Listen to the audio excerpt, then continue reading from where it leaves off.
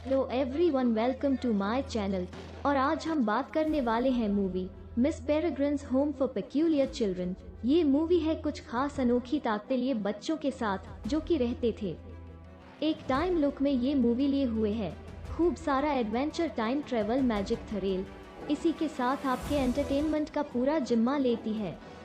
कहानी की शुरुआत होती है एक लड़के के साथ में जिसे कुछ बच्चे बुली करते हैं। ये बच्चा बाकियों बच्चों के जैसा नहीं होता है, कहीं कुछ सहमा हुआ होता है। उसके साथ उसकी क्लिक शैली जो कि घर को रिटर्न हो रहे होते हैं। तब हम देखते हैं जेकब के पास एक फोन आता है जो कि होता है उसकी ग्रैंडपा मिस्टर एप। उसके दादाजी उसे घर आने के लिए मना करते हैं, तो जैक को लगता है कि उम्र के साथ उनके यह बर्ताव बदलते जा रहे हैं, लेकिन फिर भी जेकब को कहीं ना कहीं कुछ गलत लगता है। जेकब और उसकी कली की ग्रैंडपा के घर पहुंचते हैं। जेकब को क्लिक कहती है कि अगर तुम्हें कुछ घर में गलत लगे तो मुझे आवाज देना। जेकब जैसे अपने घर में पहुंचता है तो वो देखता है कि सब कुछ अस्त व्यस्त पड़ा है, जैसे कि वहाँ कुछ ना कुछ गलत हुआ हो। वो अपने दादाजी को ढूंढने की कोशिश करता है। वो देखता है कि उसके घर के पीछे बैक डोर का दरवाजा टूटा हुआ होता है। उसके दादाजी वहाँ नहीं मिलते हैं और पीछे जंगल की तरफ भागता है, अपने दादाजी को ढूंढने लगता है। तभी वो देखता है कि उसके दादाजी बेहोश पड़े होते हैं। जैसे वो अपने दादाजी को पलट कर देखते हैं तो काफी डर जाता है, क्योंकि उनकी आंखें नहीं होती है। उन्हें लगता है कि वे मर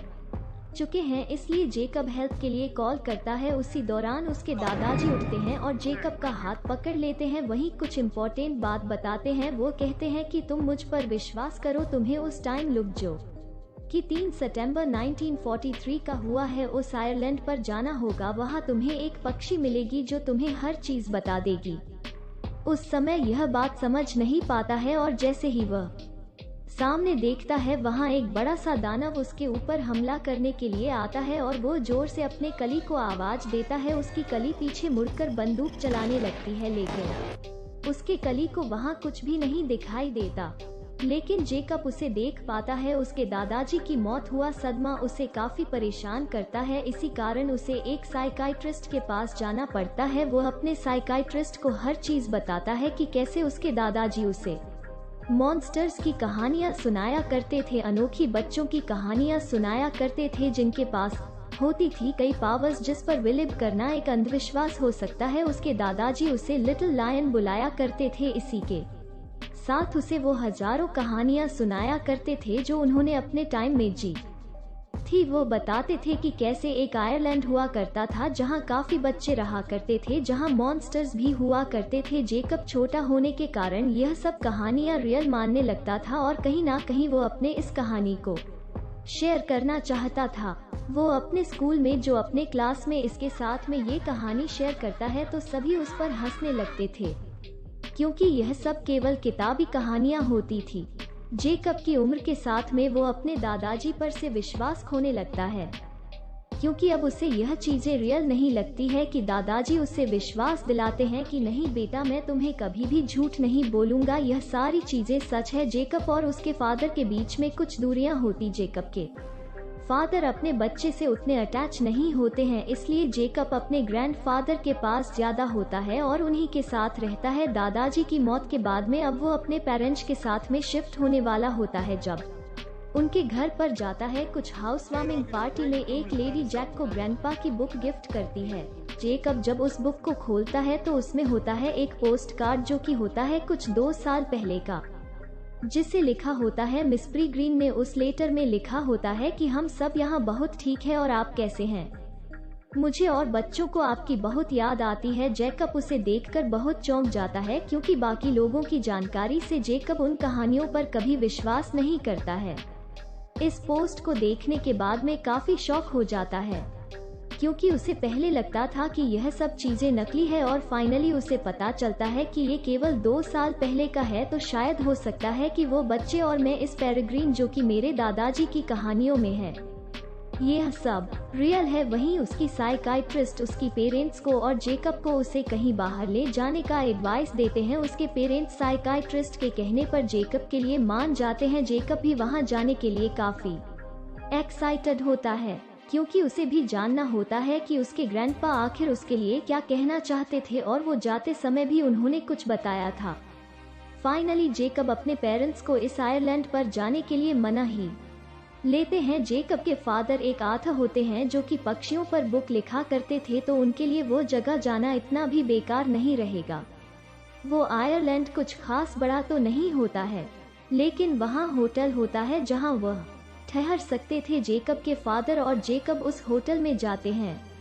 उस जगह रहने के बाद जेकब को उस बालगृह को ढूंढना होता है जहां वो रहा करती थी। उस होटल वाले लोग ने कहा होता है कि अब वो जगह पूरी तरीके से खत्म हो चुकी है। उसका कारण जानने के बाद पता चलता है कि 1943 में हुए वो के कारण जर्मनी के लोगों ने उस जगह को उड़ा दिया था। वहां किसी का कोई नामो निशान नहीं है, फिर भी जेकब उस जगह पर एक बार जरूर जाना चाहता था। जेकब पहुंच जाता है उस बालगृह में जहां वो देखता है एक खंडहर जो कि पूरी तरीके से तबाह हो चुका होता है, लेकिन वो जगह उसे बिल्कुल हूबहू वैसी ही लगती है जैसे उसकी ग्रैंडपा उसे कहानियों में बताया करते थे। देखते ही देखते उसे एक परछाई दिखती है। वो परछाई होती है एम्मा की, और उसके बाद उसे दिखने लगते हैं कई और बच्चे। उसे लगता है कि ये सारे भूत है। वो बच्चे दिखने के कारण उसे डर लगता है। उस डर के मारे वहां से भागने लगता है। भागते भागते जाकर वे गिर जाता है और बेहोश हो जाता है। बेहोशी से लौटने के बाद वो देखता है उसके सामने वही बच्चे खड़े होते हैं। वो उनसे कहता है, क्या मैं मर चुका हूँ या तुम पर चुके हो? सभी बच्चे कहते हैं कि कोई भी यहाँ नहीं मरा है, हमें मिस पेरेग्रीन ने बताया था कि तुम यहाँ आ चुके हो। वो उसे अपने टाइम लूप में ले जाने की कोशिश करते हैं। जेकब को इस पर किसी भी तरीके का बिलीव नहीं होता है और वहां से भागकर पीछे आने लगता है, लेकिन वो कहीं ना कहीं उस लूप में एंटर कर चुका होता है। जब वहां से रिटर्न आता है तो अपने होटल की तरफ भागता है जो कि अब जा चुका होता है 1953 में, जो कि अब एक बार था। उसे वहां सभी कहते हैं कि तुम कौन हो, और सभी उसको मारने के लिए वहां पर दौड़ते हैं क्योंकि अभी 2016 नहीं था और वहां जेकब को कोई भी नहीं जानता था। उसी समय पर वहां आ जाते अनोखी जादुई बच्चे और जेकब को वहां से बचा लेते हैं। जाते जाते उस बार को तहस नहस कर देते हैं, उसे जला देते हैं और उसे वहां से भगा लेते हैं। तब उन बाकी बच्चों से कहता है कि क्या मुझ में भी अनोखी पावर है? ये सब मैंने किया है वहां पर तबाही। तभी वहां से अदृश्य बच्चा बोलता है कि नहीं, यह सब मैंने किया है, क्योंकि उस बच्चे को कोई भी देख नहीं सकता था जब तक वो कोई कपड़े ना पहने। वो सभी बच्चे जेकब को उसी बालगृह में ले आते हैं। जेकब देखता है कि वो बालगृह बिल्कुल सही सलामत है, वहीं हरा भरा है एकदम घर की जैसा। वहाँ मिस पेरेग्रिन उसका वेलकम करती है। तब जेकब को यह सब विश्वास होता है कि यह सब चीजें रियल है। आखिर वो उन सब से मिल पा रहा है जिसे ग्रैंडपा ने उसे बताया था। वहाँ पर मिस पेरेग्रिन अपने बाकी बच्चों से जेकब को मिलवाती है, जिसमें कई खूबियां होती है। वहाँ पर होती है एक ऐसी लड़की जो कि हवाओं से बातें करती है, हवाओं से भी हल्की होती है, इसी कारण उसे लोहे की शूज पहनने पड़ते हैं। एक बच्ची जिसकी सुनहरे बाल होते हैं और उसमें होती है आग की शक्ति जो किसी भी चीज को गर्म कर सकती है, जला सकती है। वहाँ पर होता है एक लड़का होता किसी भी निर्जीव चीज में अपना बनाया दिल डालकर उसे जिंदा कर सकता है। एक बच्ची जो कि किसी भी पौधे को ग्रो कर सकती है। एक बच्ची जो कि अपने से 10 गुना वजन उठा सकती है। एक बच्चा जो कि अपने पेट में रखता है कहीं सारी मधुमक्खियाँ। एक बच्चा जो कि अपना फ्यूचर देख सकता है, साथ साथ अपने सपनों को भी पर्दे पर उतार सकता है। 2 बच्चे क्वींस जो कि नकाब पहने रहते हैं। आखिर उनकी क्या हो सकती है खास पावर, इस पर हम जरूर बात करेंगे। यह सभी बच्चे रहते हैं बालगृह में और इनका गार्ड होती है मिस पेरेग्रिन जो कि बच्चों की देखभाल करती है और उनके साथ रहती है। टाइम लूप बनाती है ताकि बच्चे सुरक्षित रह सके बाकी दुनिया से। अब जेकब को अपनी दुनिया में वापस जाना होता है। सभी बच्चे उसे कहते हैं कि नहीं, तुम मत जाओ, तुम हमारे साथ ही रहो, लेकिन जेकब को जाना तो होता ही है। तब उसे रिक्वेस्ट करते हैं कि एक काम करो, तुम हमारे साथ टाइम लूप देख कर जाओ, ये काफी मजेदार होता है। सभी बच्चे मिस पेरेग्रिन के साथ घर के बाहर आते हैं। वहीं हम देखते हैं तेज बारिश शुरू हो जाती है और ऊपर से जर्मनी की प्लेन निकलने शुरू हो जाते हैं। वही हम देखते हैं एक बड़ा सा बम जो कि घर पर आकर गिरने ही वाला होता है कि मिस पेरेग्रिन के पास एक वॉच होती है और वो टाइम को रोक देती है। टाइम को रोकते ही वह टाइम को पीछे करती है और वो पहुंच जाते हैं पिछले 24 घंटे पहले। एक तरीके से एक टाइम लूप होता है और इसी तरीके से वो समय पीछे करके एक दिन को पिछले कई सदियों से जी रहे होते हैं। इसी कारण न तो उनकी उम्र बढ़ती है और न ही वो आज के समय में एंटर कर पाते हैं। इस तरीके से हम देखते हैं यहाँ पर दो टाइम लूप है, यानी कि एक प्रेजेंट जिसमें इस सभी जी रहे हैं और एक दूसरा 3 सितंबर 1943। अब जेकब अपनी दुनिया में वापस आ जाता है, यानी कि प्रेजेंट में 2016 में जेकब वहां से जाते जाते एक लेटर उठा लेता है। अपने घर जाने के बाद उसे वो रीड करता है। वो लेटर होता है आगाह करने के लिए कि बैरन, यानी कि हमारे कहानी का विलन, ढूंढ चुका है। यही मैं आपको यह इम्पोर्टेंट चीज और बताना चाहती हूँ। इन लूपस को बनाने के लिए होती है एमरीन्स। यह मरीन्स पूरे देश में बहुत सारे हैं जो कि अनोखे बच्चों के साथ में रहती है और अनोखे बच्चों की देखभाल करती है और टाइम लूपस बनाती जाती है। उस लेटर में यही आगाह करने के लिए लिखा होता है कि बैरन ने उस लूप का पता कर लिया है और वो जल्द से जल्द मिस पेरेग्रिन्स के ऊपर भी हमला कर सकता है और उसे अब जल्द से जल्द एक नया टाइम लूप बनाना होगा। नहीं तो बैरन को अगर उस ठिकाने का पता चल गया तो वो उन बच्चों का भी खात्मा कर देगा। वही खत लेके वो मिस पेरेग्रिन्स के पास में वापस आता है, जिस पर उसे मिस पेरेग्रिन्स डांटती है कि तुम्हें इसे नहीं पढ़ना चाहिए था। उसके बाद एमा उसे अपने साथ ले जाती है उस बड़े सुंदर तालाब में घुमाने के लिए। वहां उसे लेकर जाती है बड़े से तालाब के समुद्र में रखे एक बहुत बड़े जहाज के बीच, जो कि कई सदियों पुराना है, जिसमें अब केवल स्केलेटन बाकी है। एमा जेकब को एक बॉक्स दिखाती है जो कि उसकी ग्रैंडपा ऐप का होता है। साथ ही में उसे एक मैप भी मिलता है। एमा उसे दिखाती है कि तुम्हारे पास में भी पावर्स है, क्योंकि बिना पावर की कोई भी इस लूप को पार नहीं कर सकता है। तब उसे वो दिखाती है कि कैसे मिस पेरेग्रिन्स हम सब की देखभाल करती है। वो देखता है कि दूर से आता एक मॉन्स्टर उनके पर हमला करने ही वाला होता है। तभी मिस पेरेग्रिन्स उसे मार गिराती है। तब एब उसे कहती है कि क्या तुम इस मॉन्स्टर को देख पा रहे हो? जेकब कहता है बिल्कुल हाँ, और एब कहती है कि नहीं, हम इसे नहीं देख पाते हैं। यही तुम्हारी ताकत है और यही तुम्हारी ग्रैंडपा यानी कि एबी यही करता था। और वहां से ले जाती है मिस पेरेग्रिन्स के पास में। मिस पेरेग्रिन्स उसे बताती है कि ये हमें बहुत समय पहले से ही मालूम था कि तुम्हारे पास में भी इस चीज की पावर है, लेकिन तुम्हारी ग्रैंडपा ने डिसाइड किया था कि तुम एक मामूली बच्चे की तरह ही जीवन निकाल ही तुमने किया। वो सब तुम्हें तुम्हारी 18वें जन्मदिन पर बताने वाली थी। तब मिस पेरेग्रिन्स जेकब को एक बुक दिखाती है अपने इतिहास की। तब वो बताती है कि हम सब पहले बहुत खुशहाल जिंदगी जीते थे, लेकिन हम में से ही कुछ लोग मॉडल होना चाहते थे और इस लूप से परेशान हो गए थे। वो हम में से अलग हो गए थे। अब वो चाहते थे कि बाकी दुनिया के साथ रहकर वो इमोर्टल हो जाए।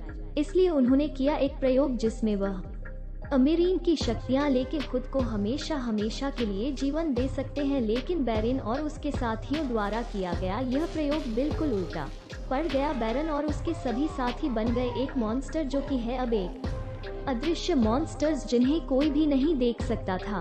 बैरन ने इसका तोड़ निकाल लिया था। बैरन अब जान गया था कि अनोखे बच्चों की आंखें खाने से वो अब वापस दिखना शुरू हो सकता है। उसने इतनी बच्चों की आंखें खाई थी कि वो नॉर्मल हो गया था, लेकिन उसके बाकी साथी अभी भी मॉन्स्टर में ही थे। तभी हमें पता चलता है कि एक अमरीन अपने लूप से भाग के आई होती है मिस पेरेग्रिन्स के पास में उन्हें आगाह करने के लिए कि सभी मॉन्स्टर्स ने और बैरन ने उसके लूप पर हमला कर दिया है। अब उसके सारे बच्चे मारे जा चुके हैं। वो कैसे तैसे बचकर भाग के आई होती है वहां से और अब वो कहती है मिस पेरेग्रिन्स आप भी अपने बच्चों के लिए एक नया लूप तैयार करें, क्योंकि बैरन बहुत जल्दी यहाँ भी आने वाला है। इन सब चीजों में जेकब को नहीं पड़ना था और वो अपनी दुनिया में वापस चला जाता है। जेकब अपनी दुनिया में जाके देखता है तो वो उसे दिखती है बहुत सारी भीड़ें जिनकी आंखें निकली होती है। साथ ही साथ वो देखता है उस होटल का मालिक जो कि बहुत ही बुरी तरीके से मरा हुआ होता है और बिल्कुल हूबहू अपने ग्रैंडपा जैसा दिखता है, क्योंकि उनकी भी आंखें नहीं होती है। तब वह जान जाता है कि बैरन अब आ चुका है। यही चीज वो बताने के लिए वो मिस पेरेग्रिन्स के पास में जाता है। वहाँ भागते भागते वो जैसे लूप में एंटर करता है, वो पीछे एक आदमी और एंटर कर जाता है। जब उस आदमी को देख पाता है तो जेकब कहता है कि तुम मामूली नहीं हो, क्या तुम भी पर्टिकुलर हो, क्या तुम में भी कोई खूबी है? तब वो आदमी अपना असली चेहरा दिखाता है अब और कोई नहीं उसकी साइकाइट्रिस्ट होती है। और वो साइकाइट्रिस्ट भी जब अपना चेहरा बदलती है तब पता चलता है कि वो और कोई नहीं बैरन है। बैरन को पता लगाना होता है मिस पेरेग्रिन्स का पता, जो कि जेकब के पीछे पीछे जाके वो पता लगा ही लेता है। बैरन जेकब को लेकर पहुंचता है मिस पेरेग्रिन्स के घर और वहां पर मिस पेरेग्रिन्स को बंदी बनने के लिए कहता है। अब यहाँ एक बात है जो मैं आपको बताना चाहती हूँ, बाकी सभी मॉन्स्टर्स को बैरिंग करना चाहता था नॉर्मल, जिसके लिए अब एक और प्रयोग करना चाहता था। इस प्रयोग के लिए वे यामरिन्स का यूज करना चाहता था और यामरिन एक नहीं कहीं ज्यादा यामरिन उसे चाहिए होती है। उसी यामरिन्स के लिए वह मिस पेरेग्रिन्स को भी पकड़ना चाहता था। वह मिस पेरेग्रिन्स को ही लेने के लिए आया होता है। मिस पेरेग्रिन्स अपने बच्चों को अलविदा कहती है और जेकब को कहती है कि तुम्हें इन बच्चों का ध्यान रखना है, तो मुझसे वादा करो तुम इन बच्चों का ध्यान रखोगे। पेरेग्रिन्स वहीं अपनी खूबी के साथ में केज में बंद हो जाती है। दूसरे अमरीन जो बच के आई होती है वो उन बच्चों के साथ में अभी उनकी देखभाल कर रही होती है। वो सभी जल्दी जल्दी उस मॉन्स्टर से बचने के लिए अपने घर को बंद कर देते हैं। थोड़ी ही देर बाद वो मॉन्स्टर वहां पहुंच जाता है और उसे अमरीन को सबसे पहले मार गिराता है। उस मॉन्स्टर को देखने की ताकत सिर्फ और सिर्फ जेकब में होती है। जेकब उस मॉन्स्टर को मारने की काफी कोशिश करता है, लेकिन वह मॉन्स्टर सिर्फ घायल होता है। वह बच्चे बाहर घर से भागने की कोशिश करते हैं, आखिर वो इसमें सफल हो जाते हैं। बच्चे घर से बाहर भागते हैं, लेकिन उस दिन वो टाइम लुक चेंज नहीं कर पाते हैं क्योंकि मिस पेरेग्रिन्स जा चुकी होती थी और वो 3 सितंबर का दिन यानी कि वो बॉम्ब गिरने वाला समय जाता है। उस घर पर बॉम्ब गिर जाता है और उन बच्चों का घर तबाह हो जाता है। वे सभी बच्चे वहां से भाग निकलते हैं। अब वे मिस पेरेग्रिन्स को ढूंढने जाते हैं क्योंकि वहां पर और भी यामरिन्स कैद हो सकती है उनके पास जाने के लिए, और कुछ नहीं बल्कि वह जहाज होता है जो कि पानी में गिरा होता है। सभी बच्चे अपनी जादुई ताकतों से उस बंदे बड़े जहाज को चालू कर देते हैं। जो नया टाइम लूप होता है वही होता है 2016 का, जो कि उसके ग्रैंडपा के ही मरने के कुछ महीने पहले का क्रिएट हो रखा होता है। जेकब के पास इसका मैप होता है जिसमें सभी टाइम लूप के टाइम और जगह लिखी होती है। बैरन अपने बाकी साथियों के साथ में उस हॉल में बैठा होता है जहां वो एक्सपेरिमेंट करने वाला होता है। वो जगह होती है ब्लैकपूल। जेकब बाकी बचे बच्चों के साथ में एक प्लान करता है कि अब हमें यामरिन्स को छुड़ाना है और इस बैरन को खत्म करना है। तब यईमा हवा में उड़ के बैरन को बोलती है कि तुम ये सारे के सारे मॉन्स्टर मेरे पीछे भेजो, नहीं तो मैं ऑलरेडी एक मॉन्स्टर को मार के आ चुकी हूँ और मैं तुम लोगों को भी मार दूंगी। बैरन इस पर बिल्कुल भी बिलीव नहीं करता है और उसका मजाक उड़ा देता है कि आखिर बच्चे करेंगे भी तो क्या करेंगे। तभी वो सारे अपने साथियों को उनके पीछे भेजता है। वो हम देखते हैं इस कहानी की सबसे शानदार और थ्रिलिंग वाली फाइट, जो कि होती है स्केलेटन्स और बड़े बड़े मॉन्स्टर्स के बीच में। वह अदृश्य मॉन्स्टर जो कि किसी को भी दिखाई नहीं देते हैं। उन बच्चों ने प्लानिंग बनाई होती है कि सबसे पहले हम उन पर बर्फ फेंकेंगे, फिर कैंडिस पर फेंकेंगे ताकि वो सबसे पहले विजिबल हो पाए। एक बच्चा जिसके पास ताकत थी कि वो मरे हुए को जिंदा कर सकता है, वो सभी स्केलेटन जो कि जहाज में होते हैं उन सबको जिंदा करके एक स्केलेटन फौज बना देता है। वो सभी फौज उन मॉन्स्टर्स पर अटैक कर देती है। जोरदार हमला और मॉन्स्टर्स को एक के बाद एक मार गिराती है। वो सब बच्चे पहुंचते हैं बैरन के पास में। कहीं ना कहीं बच्चे यहाँ पर हमें कमजोर होते हुए दिखाई देते हैं उस फाइट के दौरान, लेकिन आखिरकार अपनी जादुई ताकतों से वो बच्चे उन सभी बैरन के साथियों को मार गिराते हैं। एमा अभी बैरन को रोकने की कोशिश करती है, वहीं जेकब भागता है सारी यामरिन्स को छुड़ाने के लिए। यामरिन्स बंद होती है केजिश में, वहीं पर मिस पेरेग्रिन्स भी बंद मिलती है। जेकब कैसे तैसे करके उन केजिश को खोल देता है और सभी यामरिन्स को आज़ाद कर देता है, बट बैरन भी वहीं पहुंच जाता है और जेकब को पकड़ लेता है। बच्चे जैसे ही उनके पास में पहुंचते हैं तो बैरन के पास जो ताकत होती है वह ताकत होती है बैरोपिया का। अब वो जेकब के जैसा रूप ले लेता है। बच्चे कंफ्यूज हो जाते हैं कि इसमें से जेकब कौन सा है, बैरन कौन सा है। दोनों अपने पर विश्वास दिलाने की कोशिश करते हैं। इसी समय को दिखाई देता है वो मॉन्स्टर जो कि बैरन नहीं देख सकता था और जेकब मॉन्स्टर को बिल्कुल भी नहीं रोकता है। मॉन्स्टर्स पता नहीं लगा पाते हैं कि इसमें कौन सा बैरन है और जेकब कौन सा है, और वो बैरन को पकड़ लेता है। बैरन अपना रूप बदलने से पहले ही मॉनिटर उसकी आंखें खा लेता है। बैरन का हो जाता है खात्मा। उसी समय जेकब उठाता है हथियार और वो मॉन्स्टर को भी मार गिराता